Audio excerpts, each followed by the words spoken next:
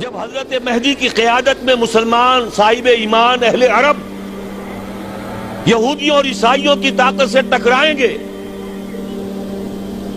تو ان کی مدد کے لیے دو جانب سے اللہ تعالیٰ کچھ بھیجیں گے مدد. ایک تو آخری مرحلے میں مدد آئے گی حضرت مسیح عیسیٰ ابن مریم کا نزول، جو یہودیوں کی طرف رسول بنا کر بھیجے گئے تھے.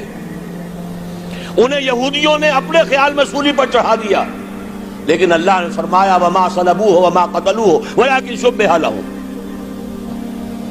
بل رفعہ اللہ الیہ. اللہ تو اپنی طرف اٹھا کر لے گیا. اور احادیث صحیحہ جو کہ ہمارے ہاں متواترہ کے درجے میں، وہ احادیث جو صحیحین کی ہیں، ان سے ثابت ہے کہ حضرت عیسیٰ ابن مریم دوبارہ زمین پر آئیں گے. اور یہودیوں کا سب سے بڑا سرغنہ جو خود مسیح ہونے ہی کا دعویٰ کر رہا ہوگا، مسیح الدجال، اسے حضرت مسیح قتل کرے گے. لیکن ایک دوسری حدیث سے معلوم ہوتا ہے کہ مشرق سے فوجیں آئیں گی حضرت مہدی کی مدد کے لیے. یخرجون ناس من المشرق یؤدون للمہدی یعنی سلطانہ. مشرق کی طرف سے فوجیں آئیں گی کہ جو مہدی کی حکومت کو مستحکم کریں گی. خراسان کا لفظ آتا ہے ایک دوسری حدیث میں. خراسان سے سیاہ عالم چلیں گے، انہیں کوئی نہیں روک سکے گا یہاں تک کہ وہ یروشلم میں جا کر نصب ہو جائیں گے. اور حضور کے زمانے میں اچھی طرح سمجھ لیجئے، ہند کسے کہتے تھے حضور کے زمانے میں؟ پاکستان ہند میں شامل نہیں تھا. سندھ و ہند، سندھ ایک مکمل ملک تھا، ہند اس کے بعد شروع ہوتا تھا. یہ راجپوتانے کا اور تھر کا ڈیزرٹ جو ہے، اس سے آگے جو ہندوستان ہے وہ ہند تھا. یہ جو ہمارا پاکستان ہے یہ ہمیشہ ہند میں شامل نہیں رہا. حضور کے زمانے میں بالخصوص سندھ و ہند، دریائے سندھ چلا آ رہا ہے. یہ ساری ٹریبیوٹریز جو پنجاب کے اندر اس کی ہیں، یہ سب ایک علیحدہ ملک ہے جو اس زمانے میں سندھ کہلاتا تھا. اور نمبر 2 یاد کیجئے، اس زمانے میں خراسان ایک علاقہ تھا جس میں موجودہ افغانستان کا 2/3، تھوڑا سا حصہ ایران کا، اور جہاں تک میں تحقیق کر سکا ہوں آج تک پاکستان کا بھی علاقہ، خاص طور پر مالاکنڈ ڈویژن جو اس خراسان میں شامل ہے. خراسان سے سیاہ عالم چلیں گے جو جا کر یروشلم میں نصب ہوں گے. یہاں بھی ایک نقطہ نوٹ کر لیجئے، پہلے بھی یروشلم ہم سے چھینا تھا. کس نے چھینا تھا؟ عیسائیوں نے، کروسیڈرز. واپس کون لیا؟ کس نے لیا؟ عربوں میں دم نہیں تھا، عرب عیاشیوں کی وجہ سے کھوکھلے ہو چکے تھے. واپس لینے والا صلاح الدین ایوبی، کرد خون. اب دوبارہ یروشلم لیا جا چکا. چھینا کن سے گیا؟ عربوں سے. عرب واپس لے سکتے ہیں؟ کوئی اندیشہ اگر ہو سکتا تھا عراق کے بارے میں کہ شاید اس کے ایٹمک دانت نکل آئے، جو سازش کی گئی، جس طرح اس احمق اور پاگل صدام حسین کو دام میں پھنسایا گیا. صدام 100 جال، دام کہتے ہیں جال کو، 100 اس میں جو پھنسا ہے تو اگلا پچھلا کھایا پیا سب اگلوا لیا. اور ہے ہی کون؟ اس کے پاس ایٹمک ہتھیاروں کا ذخیرہ موجود ہے، اور کسی کے وہ ایٹمک دانت بھی نکلنے نہیں دے رہے. پاکستان کے اوپر کتنا دباؤ، اور ہمیں نہیں پتا کتنا کچھ دباؤ قبول کیا جا چکا. یہ تو سبھی مانتے ہیں. کیپ کر دیا گیا، روک دیا گیا، آگے تو نہیں بڑھ رہا، یہ تو سبھی مانتے ہیں.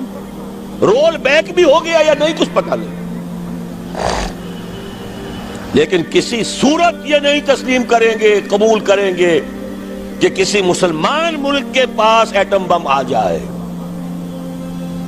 یہودیوں کے پاس ذخیرہ موجود، سب جانتے ہیں.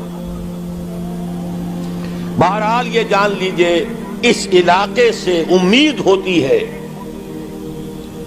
سندھ اور خراسان. حالات بہت خراب ہیں ہمارے، اور حالات بہت خراب ہیں افغانستان کے بھی، لیکن حالات کے بدلتے اللہ تعالیٰ کی مشیت کے تحت دیر نہیں لگا کرتی. سیرت نبوی میں مجھے نظر آتا ہے سن 10 میں، 10 نبوی، ہجرت سے 3 سال پہلے، 2.5 سال پہلے، کہیں سے کوئی امید کی کرن نظر نہیں آتی تھی کہ عرب میں اسلامی حکومت قائم ہو جائے گی. 10 برس ہو چکے محمد الرسول اللہ کو دعوت دیتے ہوئے، اور ابھی تک بمشکل 125 آدمی ہے. اپنے بل پر، اپنے طاقت پر مکے میں رہ بھی نہیں سکتے. کیسے ہو جائے گا؟ کہاں سے ہو جائے گا؟ میں آج پوچھتا ہوں، کوئی سر بتائے، کہیں سے کوئی امید کی کرن اس وقت نظر آتی ہے؟ اس ماحول میں لے جائیے. اگلے 3 سال میں کیا ہو گیا؟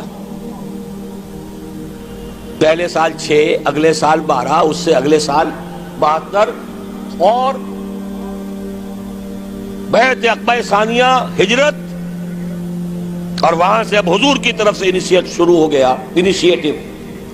تو ہم نہیں کہہ سکتے اللہ تعالیٰ کی قدرت، اللہ کی مشیت. یہ یقین ہے کہ دنیا کے خاتمے سے پہلے نظام خلافت قائم ہوگا، اور تمام دنیا میں ہوگا. ظاہر ہے کہیں پہلے کسی ایک جگہ سے ہوگا، جیسے حضور کے زمانے میں ہوا. اگر بیک وقت پوری دنیا میں ہو سکتا تو حضور کے دست مبارک سے ہوتا. اگر حضور کے دست مبارک سے بھی ایک ملک میں ہوا، جزیرہ نما عرب میں ہوا، پھر حضور کے امتی ہیں نا، ابو بکر ہیں، عمر ہے، عثمان ہے، صحابہ کرام کی فوجیں نکلی ہیں، امتی ہیں. امتیوں کے ہاتھوں اس کی توسیع ہوئی. اب بھی یہی ہوگا، کسی ایک علاقے میں ہوگا.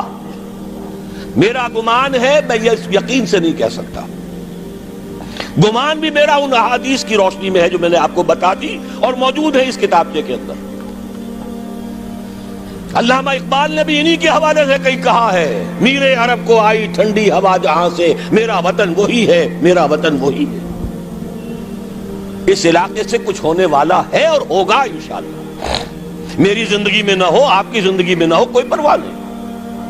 حضرت حمزہ تو شہید ہو گئے غزوہ احد میں. 5 سال کے بعد حضور مکے میں داخل ہوئے ہیں فاتح کی حیثیت سے.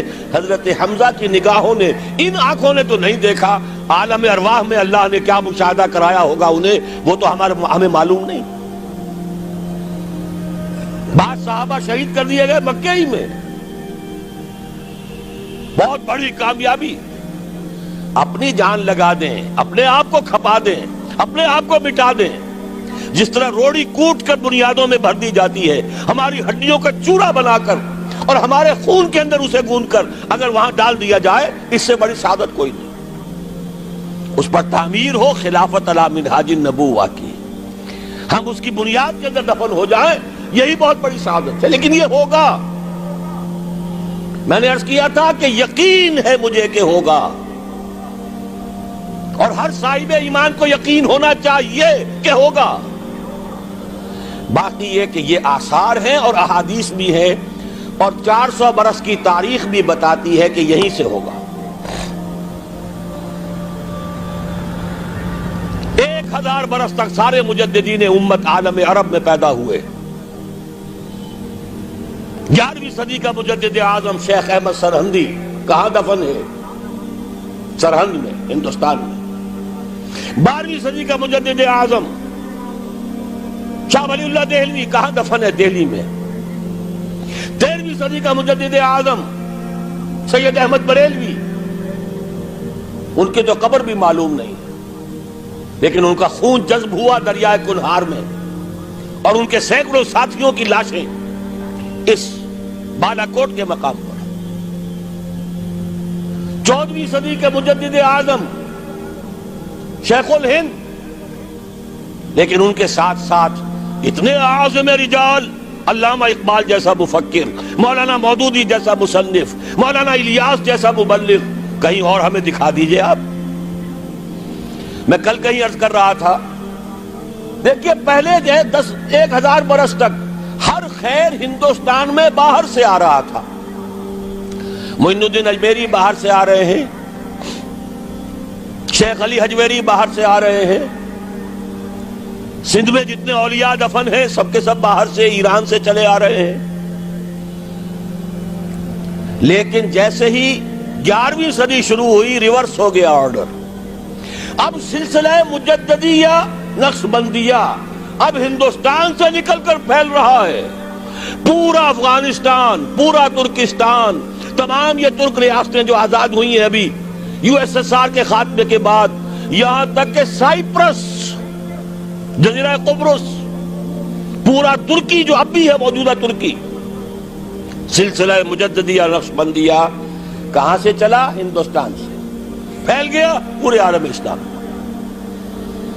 مفکر، علماء دین اور تمام علوم دینی کا مجدد شاہ ولی اللہ دہلوی، خالص ترین جہاد فی سبیل اللہ دور صحابہ کے بعد جماعت مجاہدین جام شہادت نوش کیا، سینکڑوں ہمارے مجاہدین۔ پھر 14ویں صدی میں اقبال جیسا مفکر، مودودی جیسا، دوبارہ دوہرا رہا ہوں، مصنف، مولانا الیاس جیسا مبلغ مجھے تو کہیں نظر نہیں آتا۔ تمام مسلمان ممالک آزاد ہوئے، کہیں اسلام کا نام نہیں لگا، نہ سیوکارنوں نے نعرہ لگایا، نہ کہیں کسی اور نے نعرہ لگایا۔ عربوں نے بھی عرب نیشنلزم کا نعرہ لگایا، اسلام کا نعرہ نہیں۔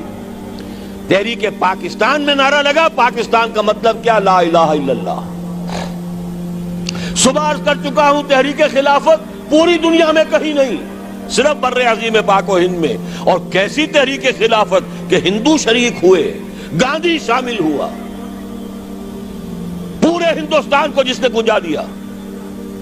یہ دوسری بات ہے کہ جب خود مصطفیٰ کمال نے ختم کر دیا تو اب کیا کرتے؟ مدعی سست گواہ چست۔ نوٹ کرنے کی بات ہے، کچھ آثار ہیں، 400 سال کی تاریخ ہے، بتا رہی ہے پاکستان کا قیام خود ایک معجزہ۔